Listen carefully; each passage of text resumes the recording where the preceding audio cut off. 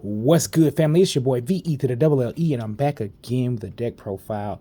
Last season I wasn't very active, so it wasn't a whole lot of these. But yesterday I went to Springfield, Missouri, and got second place in their Juho case tournament. I lost to K9 Vanquish Soul in the finals, playing that 60 card spice. I keep it nice. And I'll go over my matchups. There were about 45 people, something like that. So we had 6 rounds of Swiss and then top cut, obviously. But let's get into the deck, right?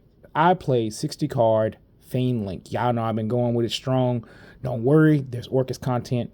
The Orcus deck's on the way, but this deck is crazy into the format, and when I make a couple of small adjustments, it's going to get even crazier. So let's run through the deck profile, and then we'll talk about a couple things here. For our best starters, 3 Tour Guide.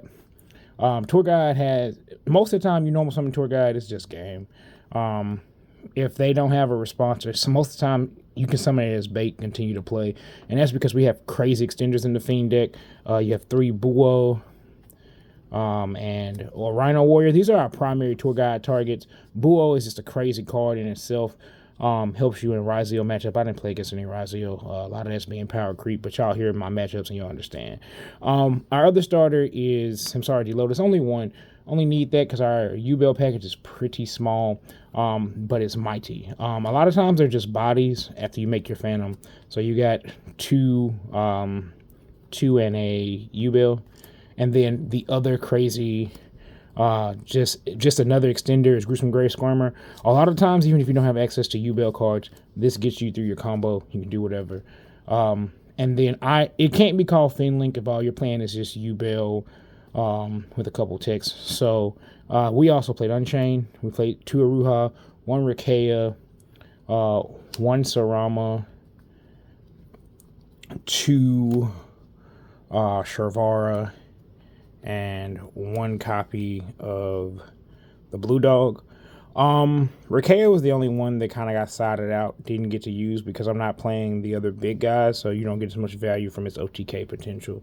But with it being there, you can OTK if you just have names and you go into an open board against like Yummy or something.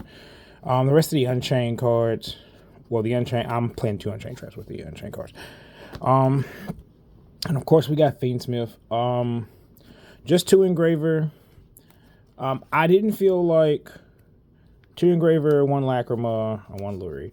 I didn't feel like 3 was necessary. There is a lot of K9 cards out here, and this card does kind of play into the K9 cards.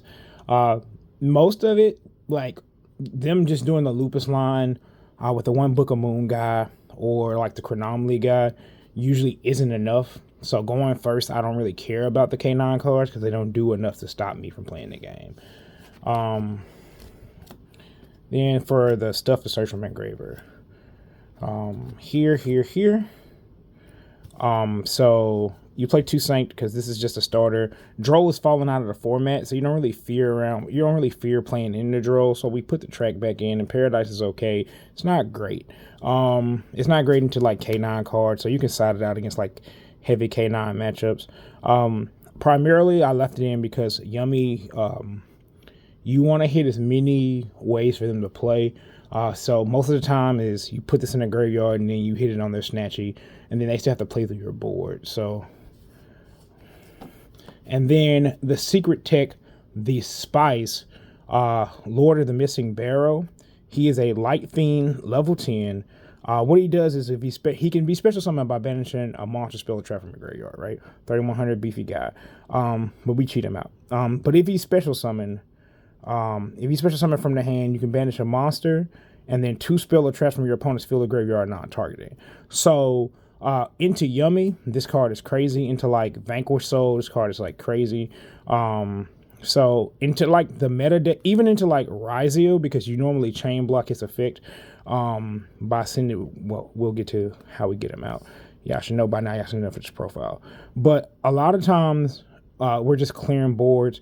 You're clearing if you get this on the field early enough in the combo against like K9 Vanquish Soul, even if they have the field spell and the trap, they have to trigger the trap and the field spell. and then they have to use Caesar to protect itself from getting banished, or Rock to protect itself from getting banished, or Holy Sue.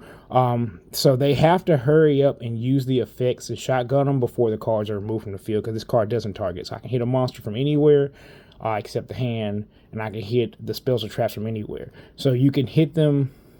So you can hit in multiple matchups, even against like White Forest, which is a deck you won't see much. You can hit cards that are like crazy. So this card was MVP for me yesterday. It won me quite a few matches. Definitely helped in like against Sky Striker. Oddly enough, you get Ray out of graveyard, multiple spells, so it really puts them out of rotation because they don't have a way to recur Ray. Then non-engine, we had 3 Fua, 3 Ash, 2 Perulia, and that's the end of the monster.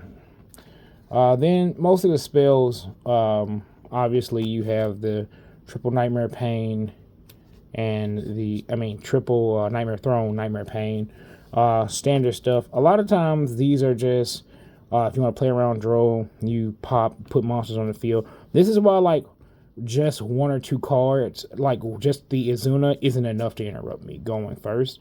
They don't have enough stuff to stop us from just comboing, just activating cards like this. Fua, Charmies are going to be Charmies, but you just have to play. You have to choose to play through them. It's not really the games I lost were games where I try to respect the Charmies too much, and I should have just given my opponent a billion cards, because the guide board isn't broken. But we'll talk about that. We have Thrust, because I think it's very good because we had a bunch of targets. Terraforming, it's a 4th field spell. Salesman's really good. Because this deck doesn't play Izuna, so you can Salesman call Izuna. You can I called in one of my Yummy matchups, I called Snatchy, just so they couldn't they had to either synchro then or not be able to synchro at all. I called Herald to get them to use the Herald, just so you can use your board breaker, so you can call Herald. They negate with Herald, whatever. If they don't negate with Herald, whatever, and then follow up with like your board breaker. Talons, obviously. Then 2 Abominations Prison. They're just Unchained cards. 1 for 1. It seems a little counterintuitive to play this card, to be honest, with a lot of Heralds. I only used it once. I probably could replace it with something else, but as a last option, if you want to, you can just, I used it a couple times to get some Sardi Lotus. My opponent interrupted the Sardi Lotus, but I used it like dish Shavars. There's times you have Shavar, Shayama, cards like that in your hand, so you want to make sure you have access to them. Mutiny in the Sky, which is crazy.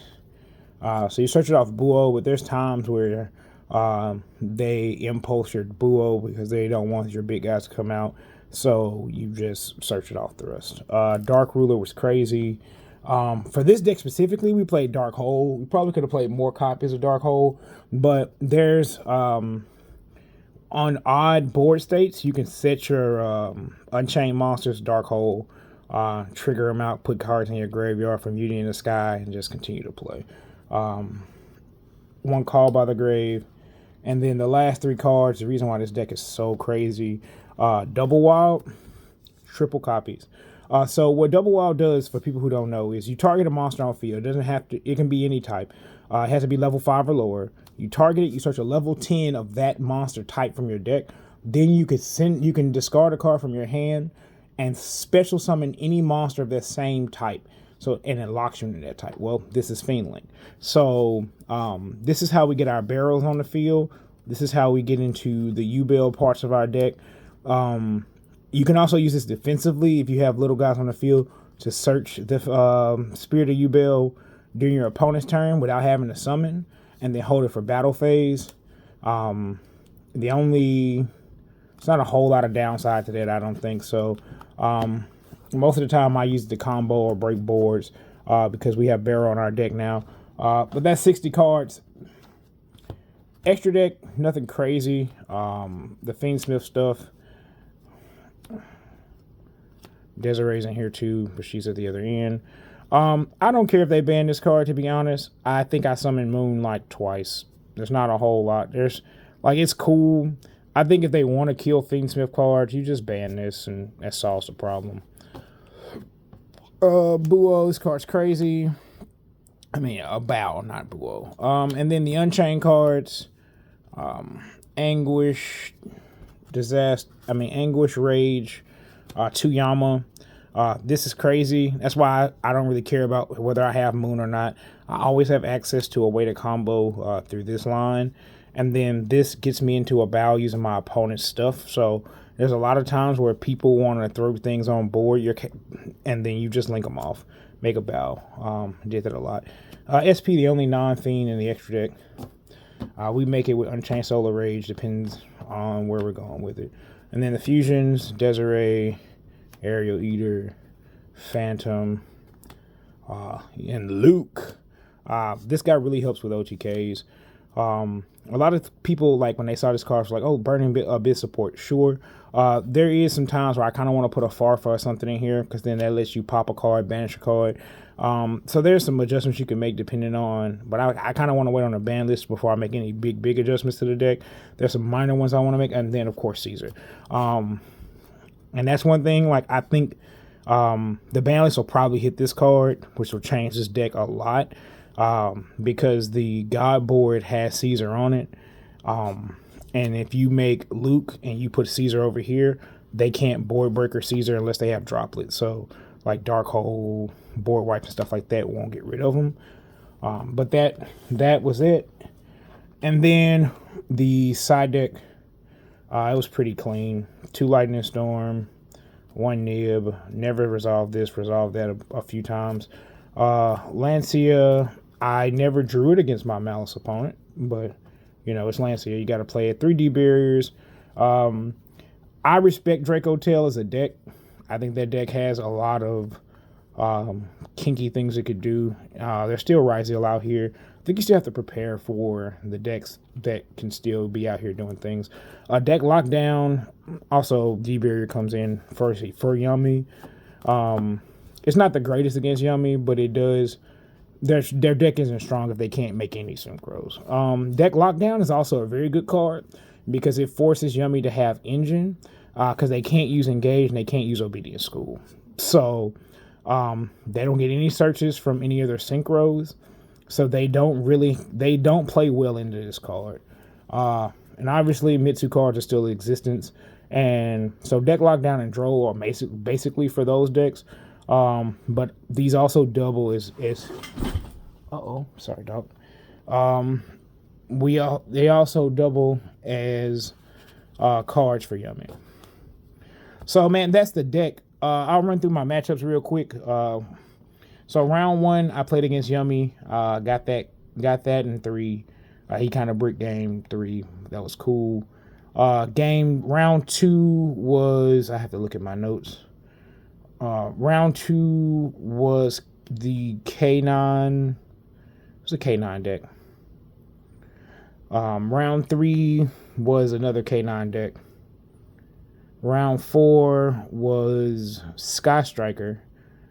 So I'm 4-0 at this point. Round 5 I play against Malice. I lose to Malice. Round 6 I play against Yummy. We have a draw. So I go into the top cut in 5th or 6th place, something like that. Then I play against Yummy, so against the 3rd place guy. I 2-0 Yummy. Then I play Malice in top 4. I 2-0 Malice. And I lose to the K9 Vanquish Soul deck that I beat in Swiss. Paradise Smasher, a good card, man. But got these boxes. The deck is crazy, like I said. There still needs to be some adjustments. But as soon as the adjustments are done, y'all might see this deck again. You might not. Your boy always got something cooking. Because it's VE to the double LE, the 60 card God. And I'm signing out.